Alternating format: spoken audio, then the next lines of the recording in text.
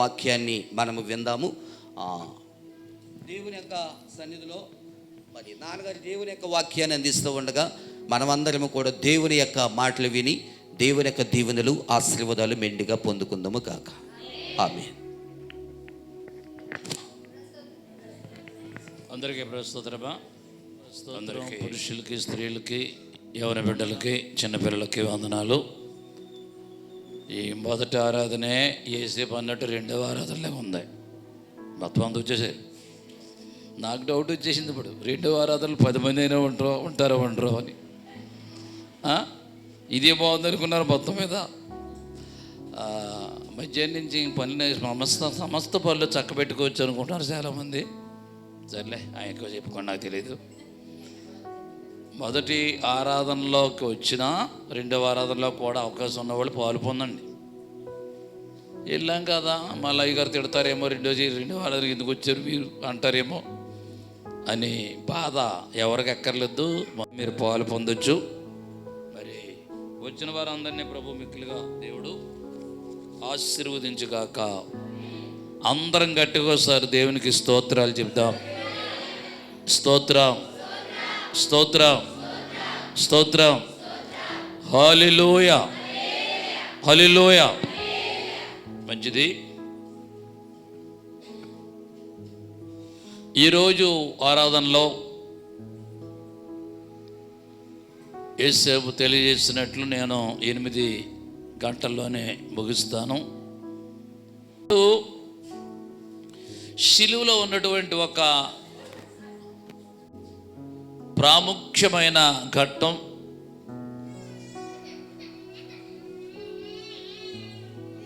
ఆదినరుడైన ఆదాము ద్వారా లోకములోకి ప్రవేశించిన అనర్థాలు అంటే ఏంటో కొన్ని చెప్తాను ఈ యొక్క ఉదయకాలం ఆరాధనలో. మరలా చెప్తున్నాను. ఆదినరుడైన ఆదాము ద్వారా లోకములోకి ప్రవేశించిన అనర్థాలు లేక శాప్యాలు.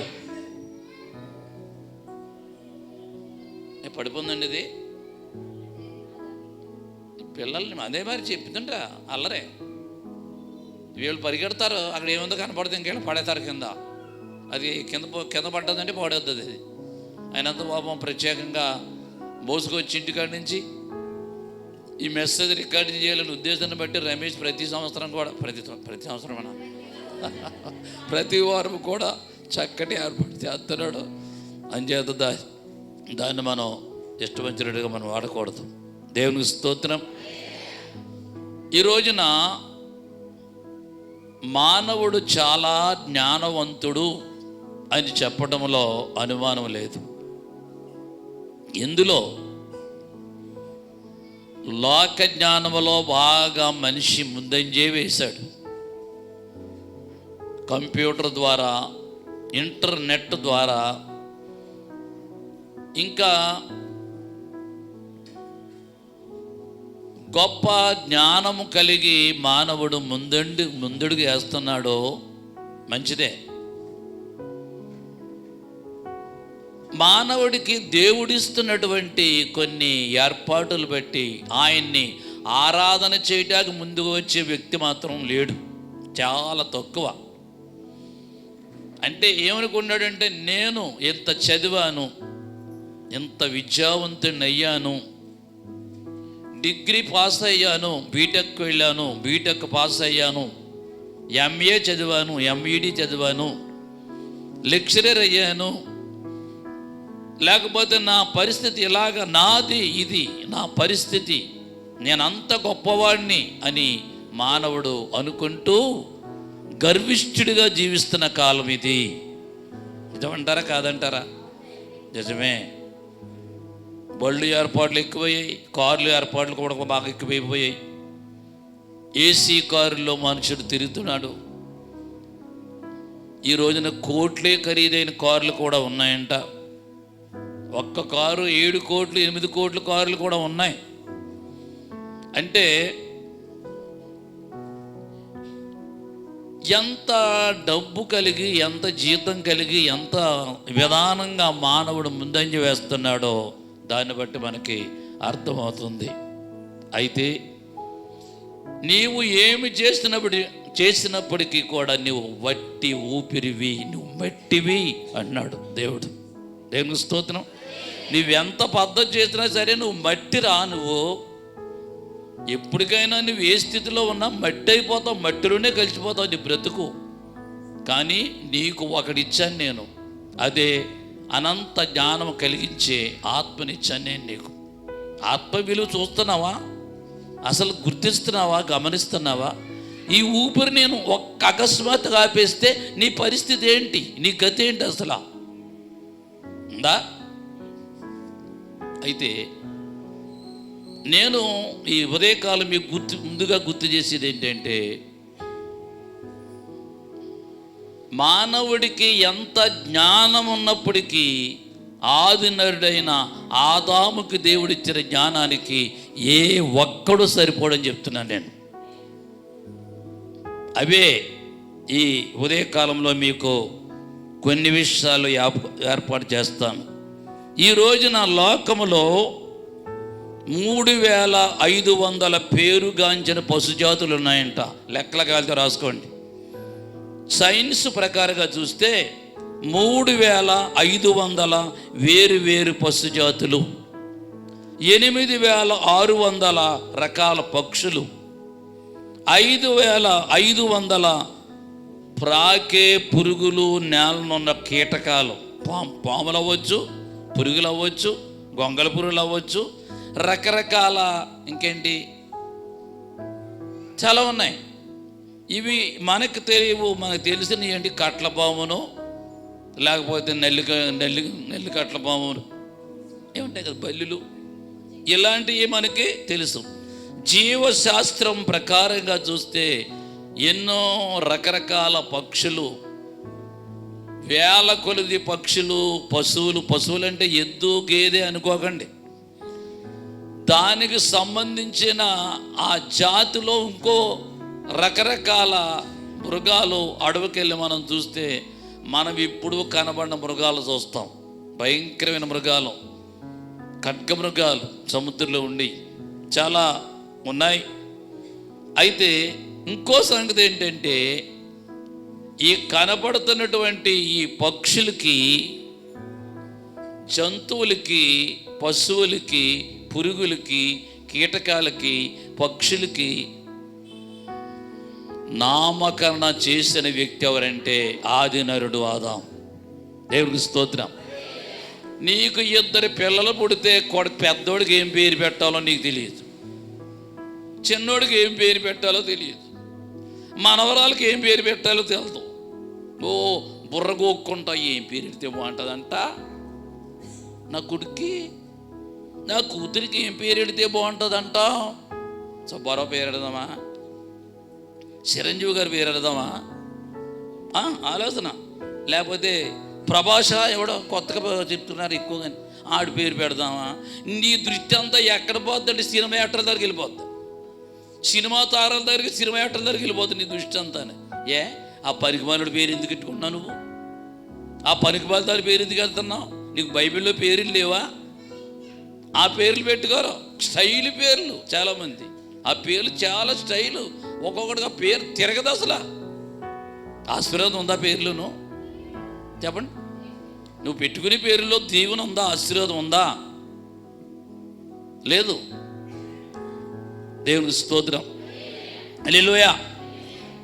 అయితే ఇది బైబిల్లో మీకు చూపిస్తాను. చూడండి, పరిశుద్ధ గ్రంథములో ఆదాముకి దేవుడిచ్చిన జ్ఞానము ఎంత గొప్పదో ముందుగా మీకు వాక్యములో జ్ఞాపకం చేస్తాం. ఆదికాండం 2వ అధ్యాయం 19-20 వచనాలు. ఆదికాండం 2వ అధ్యాయం 19-20 వచనాలు.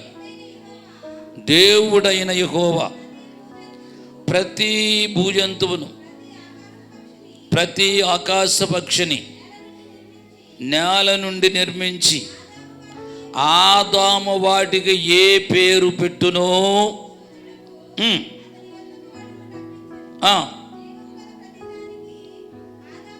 ఆదాము ఏ పేరు పెట్టెనో ఆ పేరు దానికి కలిగెను.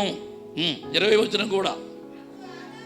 అప్పుడు ఆదాము సమస్త పశువులకును ఆకాశ పక్షులకును సమస్త భూజంతువులకును పేరులు పెట్టెను. అయినను ఇది మనకు అక్కర్లేదు. ఇప్పుడు దేవునికి స్తోత్రం. ఆదాము వాటికి ఏ పేరు పెట్టెనో అవే పేరుతో పిలువబడుతున్న ఈ రోజున అన్ని పక్షులు, జంతువులు, మృగాలు. చిన్నగా నడిచేస్తుంది, దాన్ని చూశాడు, ఇది పిల్లి అన్నాడు. పెద్ద ఎత్తుగా నల్లగా నడిచేస్తుంది పెద్ద కాళ్ళతోటి, ఇది గేదె అన్నాడు. తెల్లగా ఉండే అందంగా కొమ్ములతో వస్తుంది, ఎదరికి వచ్చేస్తుంది, ఇది ఎద్దు అన్నాడు. ఎవరో ఆదాం. ఎంత గొప్ప జ్ఞానం అండి ఇది. పెద్ద పులి భయంకరమైన ఆకారంతో వస్తుంది, ఇది పులి అన్నాడు. అంతకంటే భయంకరంగా వస్తుంది, దాన్ని చూశాడు, దాన్ని ఇది సింహం అన్నాడు. ఎవరెట్టాడు ఈ పేర్లో? దేవుడే, ఆదామే. దేవుడు కలిగి చేశాడు, సృష్టించాడు, పేర్లు పెట్టింది. ఏంటి దేవుడికి తెలదాండి పేర్లు పెట్టడం? దేవుడు పేర్లు పెట్టలేడా? పెట్టగలడు. కానీ నేను మొట్టమొదటిగా చేస్తాను, నా పెద్ద కొడుకు, నా కొడుకు ద్వారానే పేర్లు పెట్టించాలనుకుని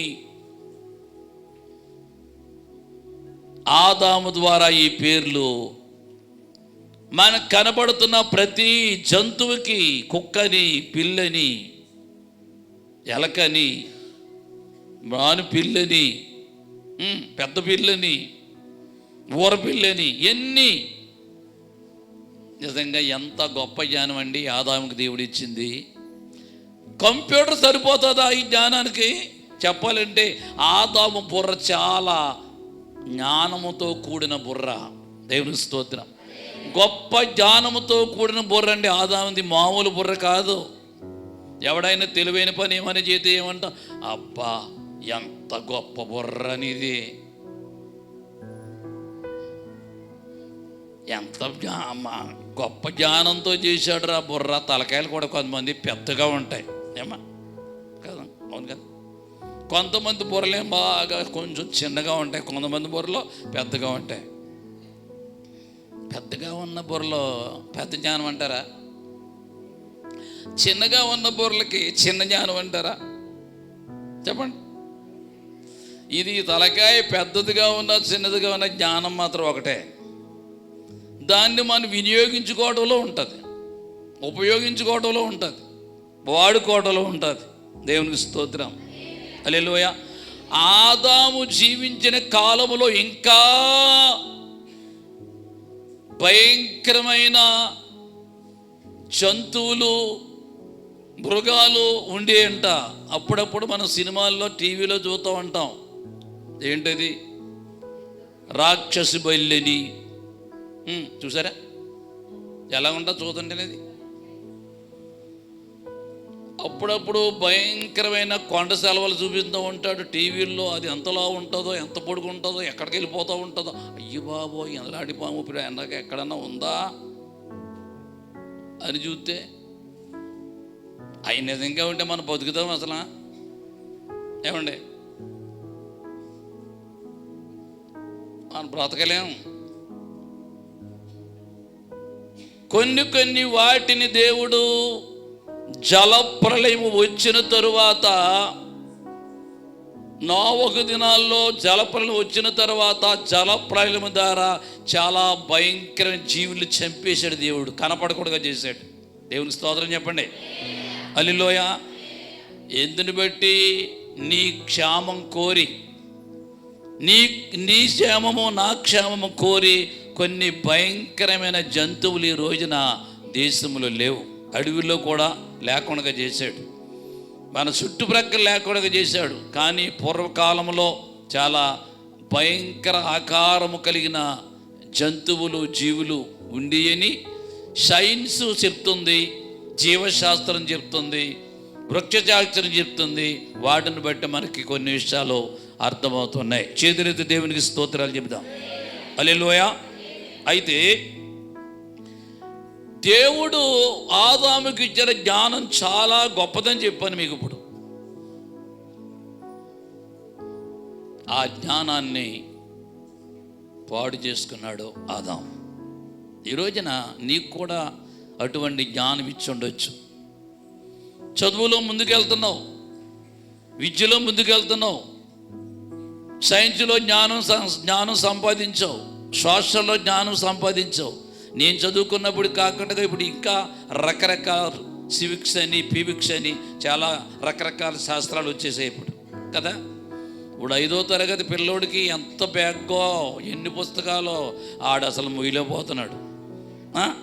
కాన్వెంట్ చదువుకున్న వాళ్ళకి ఎన్ని పుస్తకాలు చదువుతాడో బాగుతాడో తెలదు, కానీ బుక్స్ మాత్రం కురిపించేతనే ఈ టీచర్లు. బహుశా ధాన్యం మూట కంటే, ఏమంటే మనం తెచ్చుకుని కోట బియ్యం మూట కంటే ఆ మూటే చాలా బరువుగా ఉంటుంది. పెరిగిపోయింది బాగా, జ్ఞానం అధికమైపోయింది, జ్ఞానం బాగా. కానీ ఒక సంగతి ఏంటంటే, నీవు ఏ రోజు స్కూల్కి వెళ్ళకపోయినా ఊరుకో, ఆదివారం చర్చికి వెళ్ళకపోతే మాత్రం మాట్లాడవు. మీకు చెప్పినాను మాట్లాడండి. ఆదివారం మాత్రం చర్చికి రాకపోతే నీరసంగా ఉందా, బొబ్బరయ్యాలకి పర్వాలేదు లేరా, నేను వెళ్తాలేరా చర్చికి అంటే ఏమి నేర్పుతున్నావు నువ్వు చెప్పండి? నీ పిల్లలకి సోమర్తనం కాదు, భక్తి నేర్పట్లేదు. నువ్వు సోమర్తనం నేర్పుతున్నావు, ఇంటికాడ పడుకోబెడుతున్నావు. అదే Monday school, Tuesday school, Wednesday school, Thursday school, Friday school, Saturday school. ఉన్న సంగతేనండి. అన్ని రోజులు స్కూలే.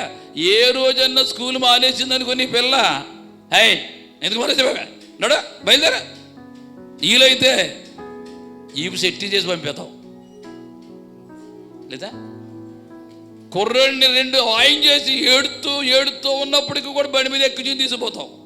ఎక్కడికే? నువ్వు బతకటాకి. ఏమంటే ఈ స్కూల్కి నువ్వు తీసుకుపోయినావంటే ఎందుకు? నువ్వు బతకటాకి. ఇది ఆత్మ సంబంధంగా బతుకు తెరువు కోసం కాదు, అది దేవుని స్తోత్రం. అయితే ఆదివారము అంత కష్టముగా నువ్వు చర్చికి ఎందుకు తీసుకురావు నీ పిల్లలు? నువ్వు సమాధానం లేదు. ఎవరు సమాధానం చెప్పరు నాకు దీనికి.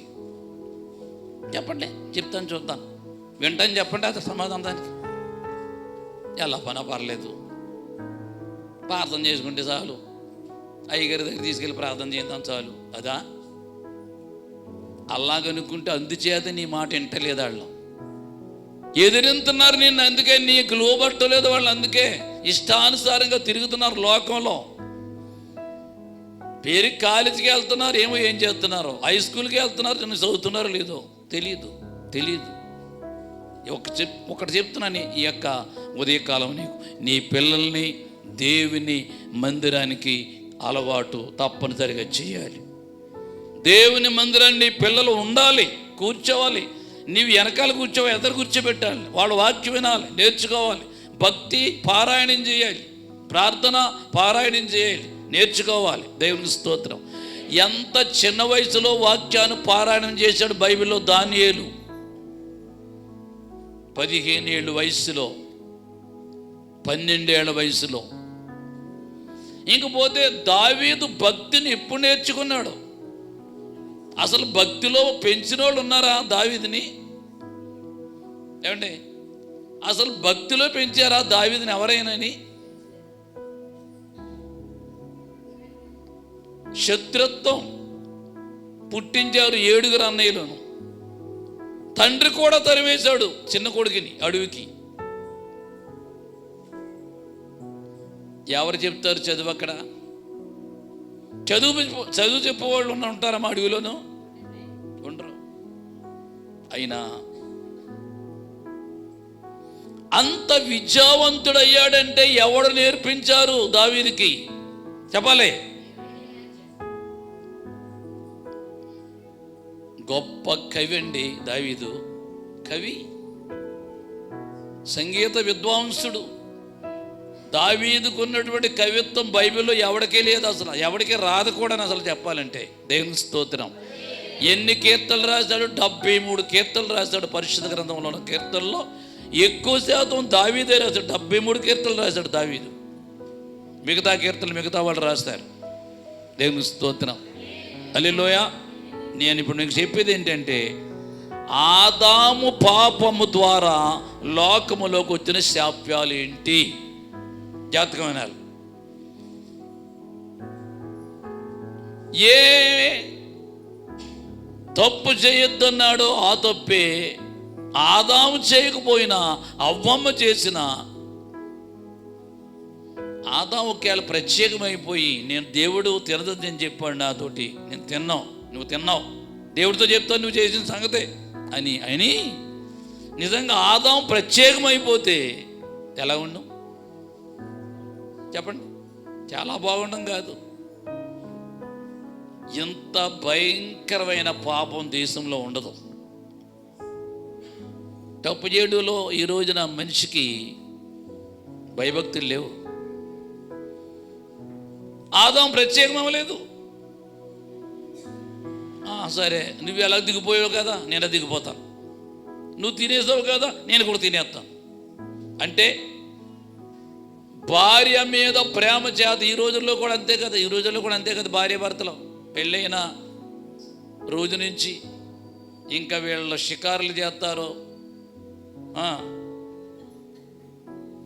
పార్కులు తిరుగుతారు, బజార్కి వెళ్తారు. ఇష్టం ఇంకా అడ్డు పెట్టుకుని ఎవరు ఉంటారు కదా. అసలు ఎలాగా 2-3 నెలలు నడుస్తుంది.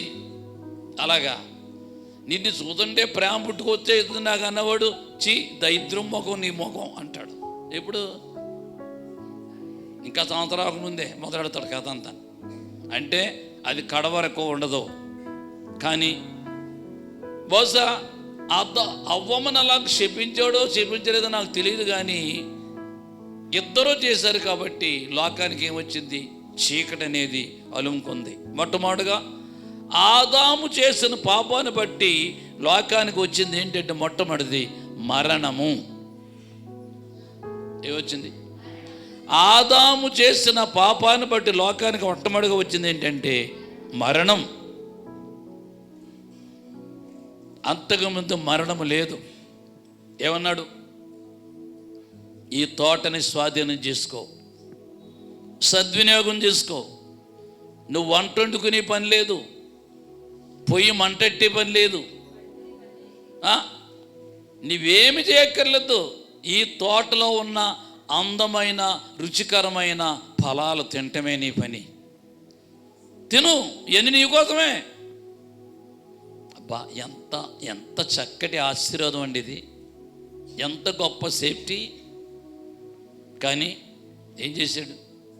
ఈ రోజున తల్లిదండ్రులు కూడా పిల్లలకి అన్నీ అమల్లో పెట్టి అందుబాటులో పెట్టి, అమ్మ శుభ్రంగా చదువుకో, బాబు చదువుకోరా, నీకు పుస్తకాలు నేను కొంటాను, బట్టలు నేను కొంటాను, నీ బండి కావాలంటే బండి కూడా నేను కొంటాను అని ప్రేమించి ప్రేమించి బుజ్జకెత్తుంటే నెత్తిరిగే కూర్చున్నాడు. ఒక్కొక్కడు కూర్చోట్లేదా? ప్రేమిస్తున్నారు తల్లిదండ్రులు చాలామంది పిల్లల్ని. కానీ ప్రేమ ఇది ప్రేమిస్తున్నారు అని ఈ ప్రేమను మనవాళ్ళు ఎలా తీసుకున్నారు? అలుసుగా తీసుకున్నారు కొంతమంది అమ్మాయిలు అబ్బాయిలు కూడా. దేవునికి స్తోత్రం. ఆదిలో అదే జరిగింది. చూడండి, ఆదికాండం 2వ అధ్యాయం, ఆదికాండం 2వ అధ్యాయం 17వ వచనం.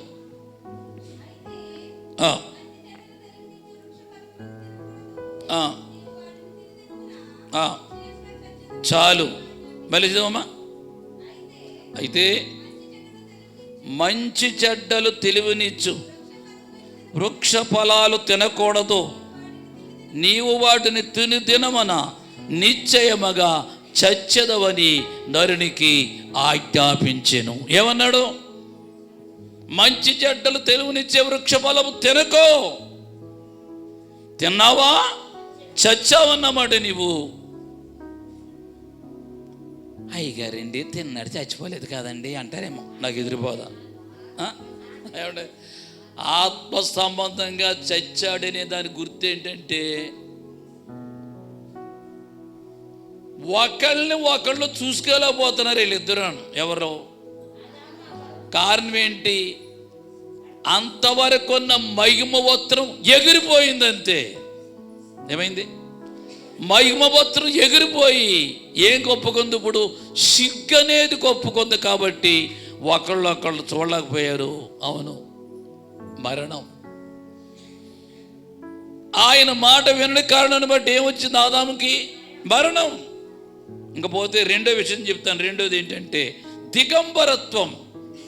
ఇప్పుడు చెప్పాను కదా మీకు, ఆయన చేసిన పాపాన్ని బట్టి రెండవ శాప్యం అనేది ఏంటంటే దిగంబరత్వం. అంటే వస్త్రాలు లేవు. ఆదాముని అవ్వ చూడలేకపోతుంది. అవ్వని ఆదాము చూడలేకపోతున్నారు. వస్త్రాలు లేవు. దాన్ని ఏమన్నాడంటే మహిమ వస్త్రం అన్నాడు. ఇది బైబిల్ చూద్దాం. 3వ అధ్యాయం 7వ వచనం, ఆదికాండం.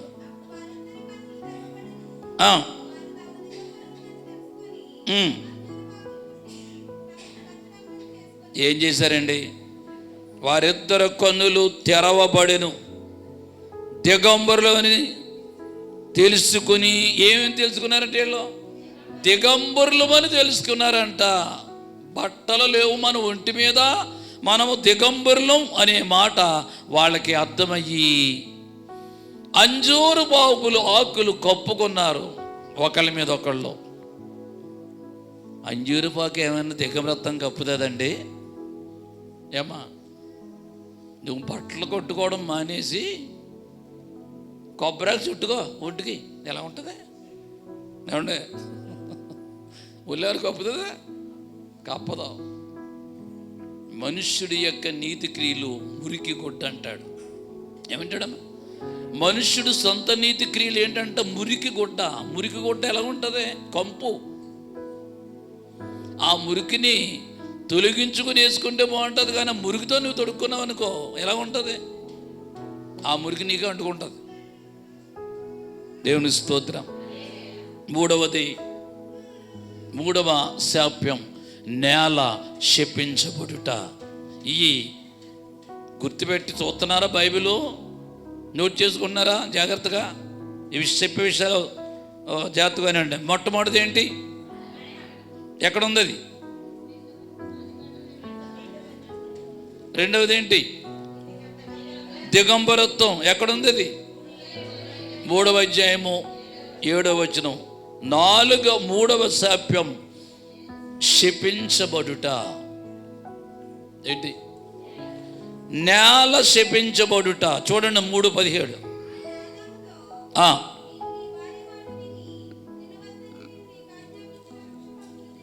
తింటివి కొనుక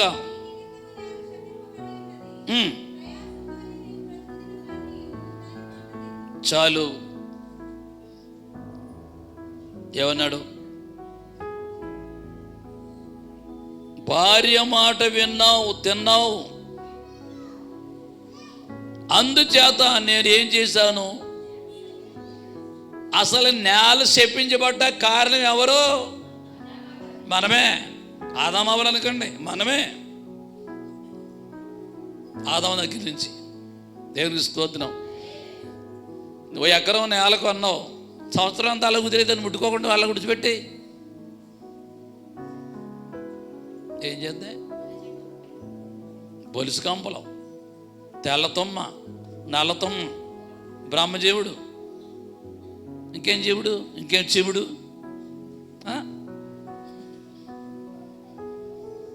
ఒక రకమా? కారణం ఏంటి? శాప్యం. మానవుడు పాపాన్ని బట్టి నేలకు శాప్యం అనేది వచ్చింది. అందుకే ఈ రోజున పంటలు పండట్లేదు. మందు ద్వారానే పంట పండిస్తున్నాడు తప్ప అందులో సారమో లేదు. కారణం మానవుడు చేసిన పాపం. నేల శపించబడి ఉన్నది. నేల ఏ పాపం చేసింది? చేసిందా? దేవుడు చేసినట్టే ఉంది నేల? ఏమి లేదు. మానవుడు చేసిన పాపాన్ని బట్టి నేలకేమొచ్చింది? శాప్యం, ముళ్ళ పొదలు, గచ్చ పొదలు. అందుకే సోదరి, ఒక సత్యాన్ని నువ్వు నమ్ము. అదేంటంటే యేసయ్య నెత్తి మీదకి ముళ్ళ కిరీటం ఎందుకు వచ్చింది అనుకున్నావు? ఇదే ప్రసంగం రాజమండ్రిలో చేశాను నేను మొన్న. రాజమండ్రి వెళ్ళి ఈ ముళ్ళ తుప్పలు ఏంటి అని ఈ వేష్యాలు ఒక్కో విషయం చెప్తున్నప్పుడు కుర్రలు చప్పలు కొట్టేశారు. అక్కడ వాళ్ళకి అర్థమయ్యి ఆ మాటలు. దేవుని స్తోత్రం, హల్లెలూయా. యేసయ్య నెత్తి మీద ముళ్ళ కిరీటం ఎందుకు వచ్చింది అనుకుంటున్నా నువ్వు? నీ చూపులు, నీ తలంపులు, నీ ఆలోచనలు, నీ చెడ్డ క్రియలు, నీ చెడ్డ పనులు, నీ చెడ్డ తలంపులు ఊటా ఇక్కడ చూస్తున్నట్టే ఉంటాం మనం. మళ్ళీ మన మైండ్ అంతా ఇంటికి వెళ్ళిపోద్ది. పంపుంటుంది సార్ ఇంటికి వెళ్ళిపోతాయి.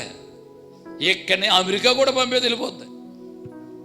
కోయిటా పంపేవి సరే కోయిట్లో ఉన్న వాళ్ళు కోయిట వెళ్ళిపోతుంది. కారణం ఏంటి?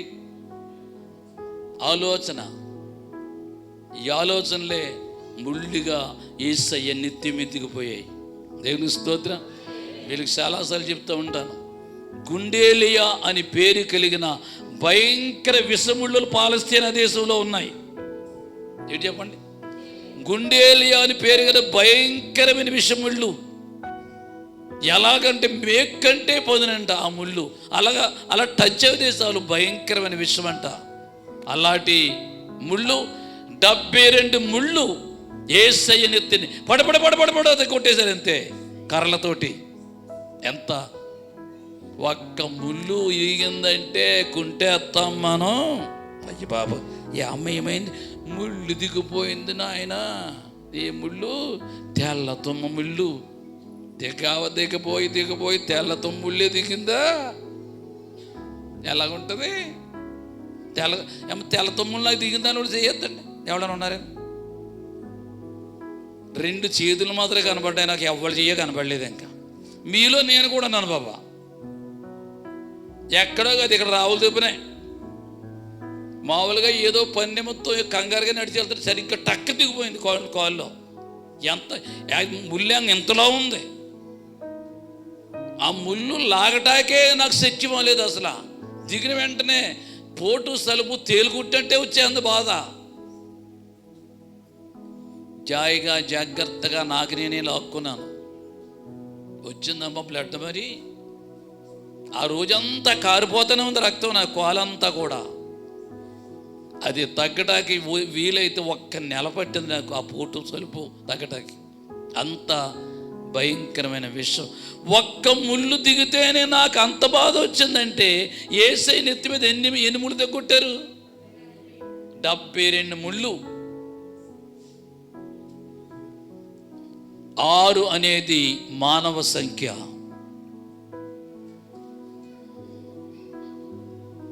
12ని 6తో గుణించండి. 12ని 6తో గుణించండి. ఎంత? 72. అంటే 6 అనేది మానవ సంఖ్య, 12 అనేది ఏ సంఖ్య?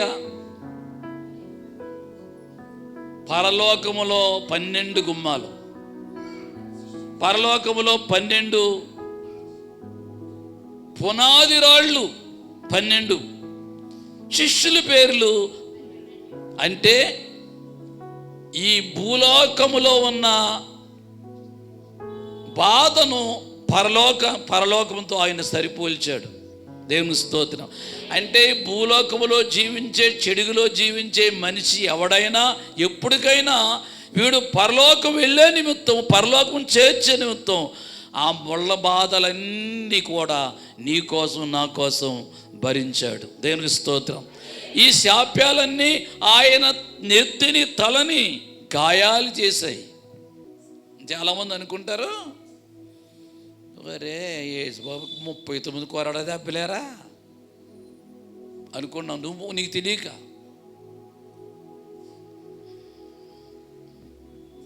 శాస్త్రం ప్రకారంగా తెలిసిన వ్యక్తి చెప్పిన మాట ఏంటంటే, వినండి, సూదుమన దింపడానికి కూడా ఖాళీ లేదండి ఆయన శరీరం. ఏం చెప్పాను? సూదిమన అంటే సూదికి ఎంత కావాలి ఖాళీ?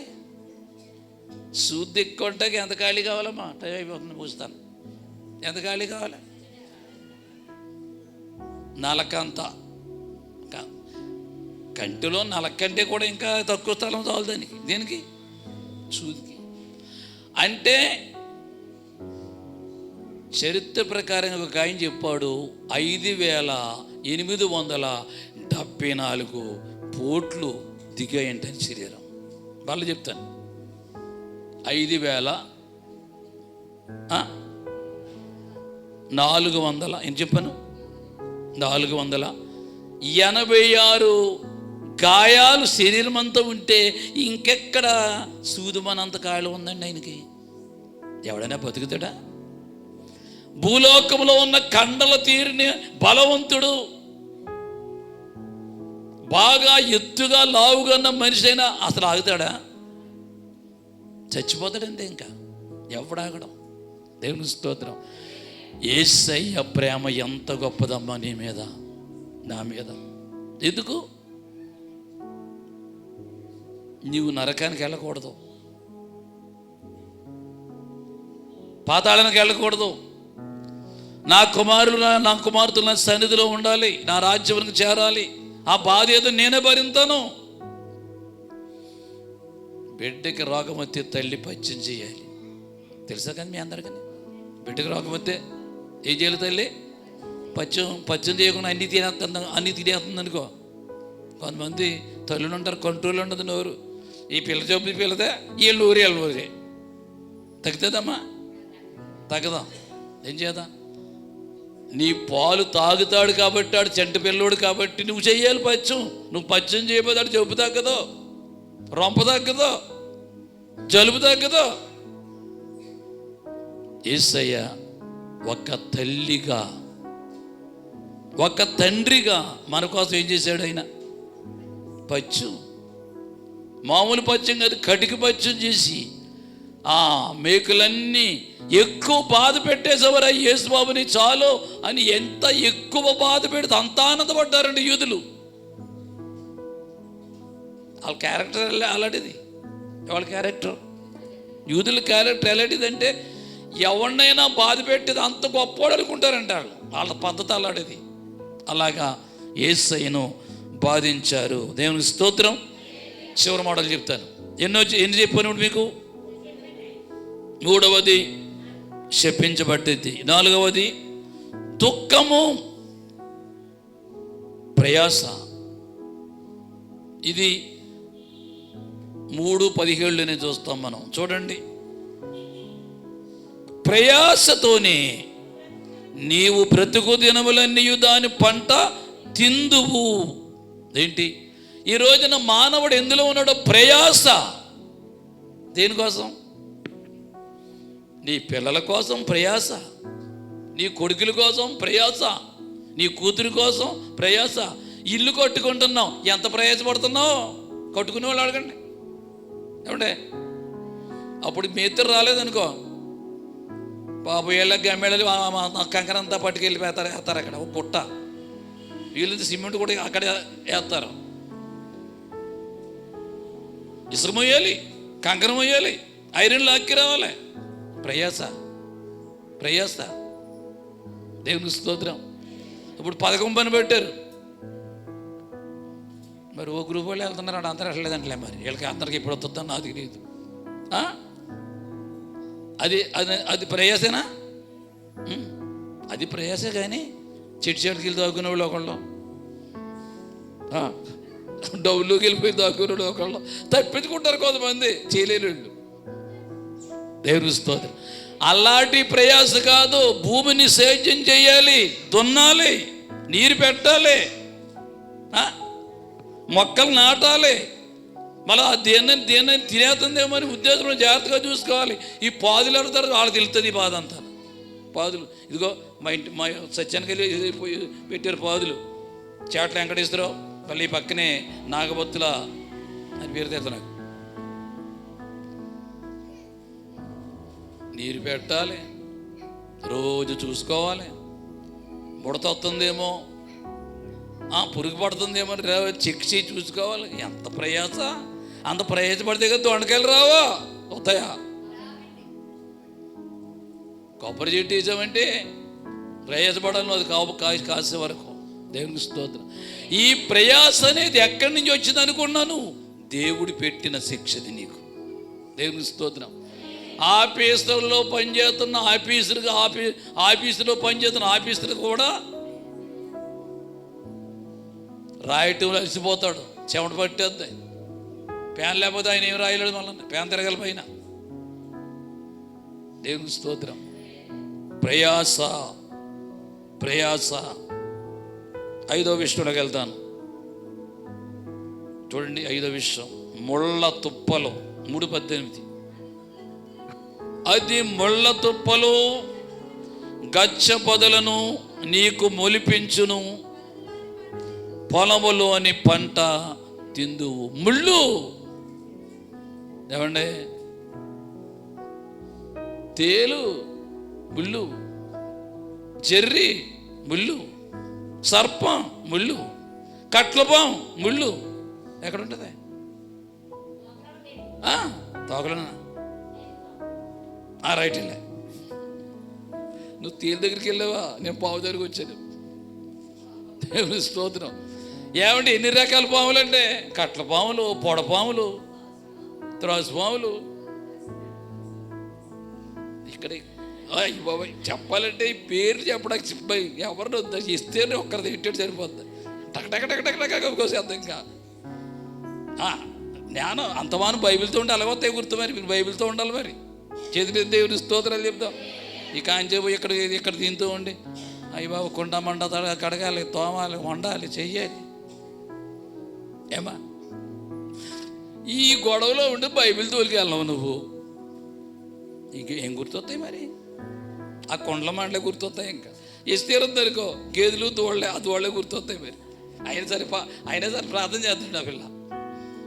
అది కావాలి మనకి. చేతులు దేవునికి స్తోత్రాలు చెప్తాం. హల్లెలూయా. ముళ్ళ తుప్ప, ముళ్ళు. ఏమంటే ఆది కాలంలో ఈ పాములు ఉన్నాయేమో కానీ విషం లేదు వాటికి. విషం లేదు, కరవడం లేదు. నువ్వు కరుస్తావని చెప్పలేదు. ఎప్పుడు చెప్పాడు ఈ మాట? ఆ పండు తిన్న తర్వాత ఇచ్చిన ఆజ్ఞ ఏంటంటే, నీ కనబడుతున్న ఈ ముళ్ళుగానే నీకు కనబడుతున్న జంతువులన్నీ పనిచేసి నీకు శత్రువులుగా మారిపోతాయి. శత్రువు పెద్ద పూలు వచ్చింది అనుకుందాం.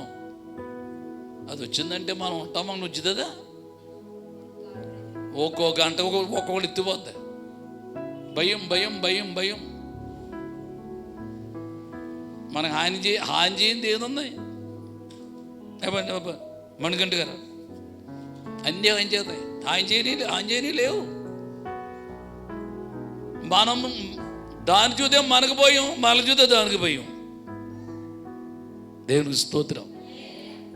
ముళ్ళ తుప్పలు, ముళ్ళు పాపం. కొన్నిసార్లు చెప్పనా, భార్యకి భర్తే టైవత్తే ముళ్ళు. సమయం వస్తే భర్తే భార్యకి ముళ్ళు. సమయం వస్తే నీ కొడుకే నీకు ముళ్ళు.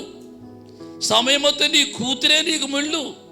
సమయం వస్తే నీ కోళ్ళే నీకు ముళ్ళు. తెలుసా లేదా? అలాగా లోకము దేశం అలా లేదా? ఇప్పుడు చెప్పండి. ప్రేమ లేదు, ముళ్ళుగా పనిచేస్తున్నారు చాలామంది.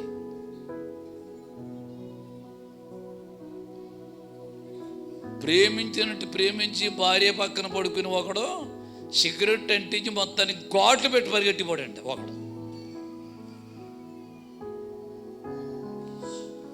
ప్రేమ అంటారు అది.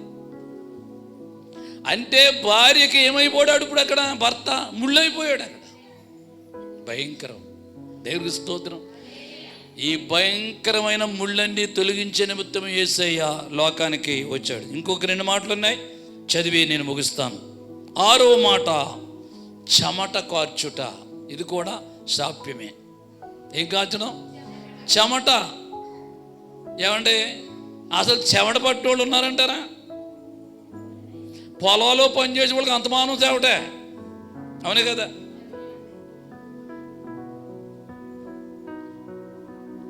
రాత రాసుకునే ఆఫీసర్కి కూడా చెమట పడుతుంది.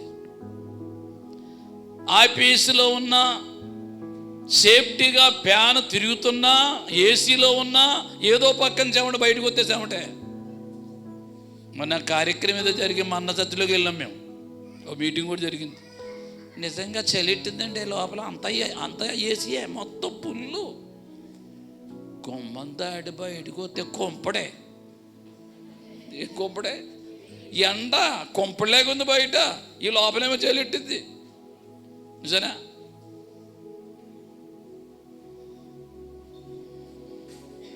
మానవుడు జీవితం మామూలుగా పర్లేదు, కానీ ఎండను పని చేయాలంటే ఎలా ఉంటుందండి? ఎండలో పని చేసే వాళ్ళకి తాపం ఒళ్ళు చలిపోతుంది, కీళ్ళు పొడిచేస్తాయి, కాళ్ళు లాగేస్తాయి. ఏమండి ఎక్కడి నుంచి వచ్చింది ఇది? అమ్మ పిల్లలారా, ఎక్కడి నుంచి వచ్చింది ఇది? ఆదాము చేసిన పాపం. ఆదాము వలె నీవు నేను ఆజ్ఞ అతిక్రమించకూడదు. ఆజ్ఞ అతిక్రమింటే నీకు కూడా ముళ్ళు వలె పనిచేస్తారు. తల్లిదండ్రులు మొట్టమొదట దేవుడికి లోబడాలి. లోబడే పద్ధతి పిల్లలకి నేర్పించాలి. వాళ్ళు కూడా అప్పుడు లోబడతారు. అప్ప ఆశీర్వాదం కలుగుతుంది. దేవునికి స్తోత్రం. చెప్పడకావచ్చు. చివరి మాట ఏంటంటే కత్తి, ఖడ్గం. చూద్దాం 3:24 చూడండి.